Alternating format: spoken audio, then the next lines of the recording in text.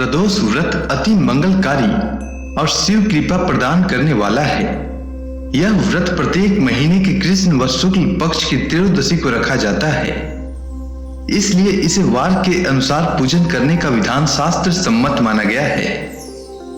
यदि इन तिथियों को सोमवार हो तो उसे सोम प्रदोष व्रत कहते हैं, यदि मंगलवार हो तो उसे भौम प्रदोष व्रत कहते हैं, और शनिवार हो तो उसे शनि प्रदोष व्रत कहते हैं।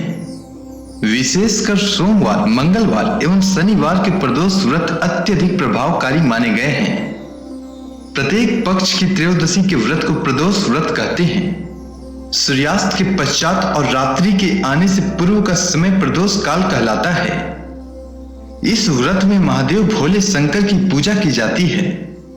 इस व्रत में व्रती को निर्जल रहकर व्रत रखना होता है। इस दिन प्रातः काल स्नान करके भगवान शिव की बेल पत्र, गंगा जल, अक्षत, धूप दीप सहित पूजा करें। संध्या काल में पुनः स्नान करके इसी प्रकार से शिव जी की पूजा करना चाहिए। इस प्रकार प्रदोष व्रत करने से व्रती को पुण्य की प्राप्ति होती है। अब चलिए सुनते हैं शनि प्रदोष व्रत की कथा।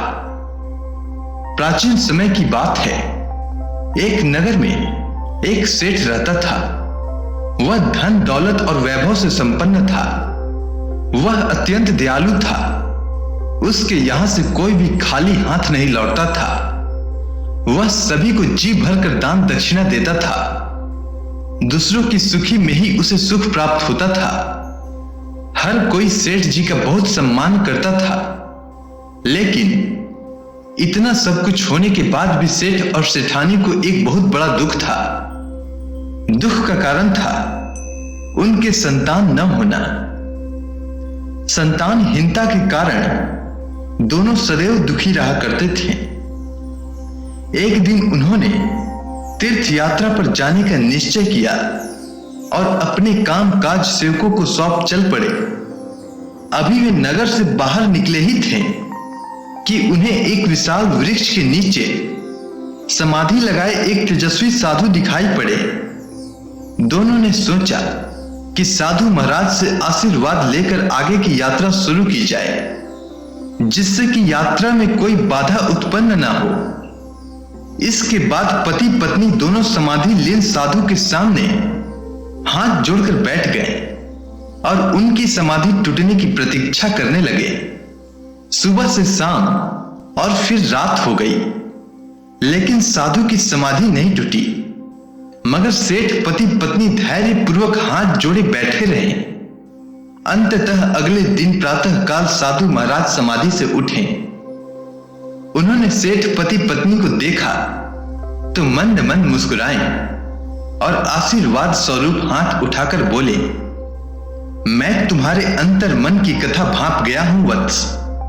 मैं तुम्हारे धैर्य और भक्ति भाव से अत्यंत प्रसन्न हूं। साधु ने इसके बाद संतान प्राप्ति के लिए उन्हें शनि प्रदोष व्रत की विधि बताई और शंकर भगवान की वंदना इस प्रकार करने के लिए बताई। हे रुद्र शिव नमस्कार, शिव शंकर जग गुरु नमस्कार, हे नीलकंठ सुर नमस्कार, शशि मौली चंद्र सुख नमस्कार, हे उमाकांत शुद्धि नमस्कार, उग्र त्वर रूप मन नमस्कार, ईशान इस प्रभु नमस्कार, विश्वेश्वर प्रभु शिव नमस्कार। इसके बाद दोनों तीर्थ यात्रा को गए। तीर्थ यात्रा के बाद दोनों वापस घर लौटे और नियम पूर्वक शनि प्रदोष व्रत करने लगे। कालांतर में सेठ की पत्नी ने एक सुंदर पुत्र को जन्म दिया। शनि प्रदोष व्रत के प्रभाव से शिव जी प्रसन्न हुए और शिव भगवान की कृपा से उनके यहां छाया अंधकार लुप्त हो गया और दोनों आनंद पूर्वक रहने लगे। अगर आपको यह कथा अच्छी लगी हो तो कमेंट सेक्शन में ओम नमः शिवाय लिखना न भूलें। धन्यवाद।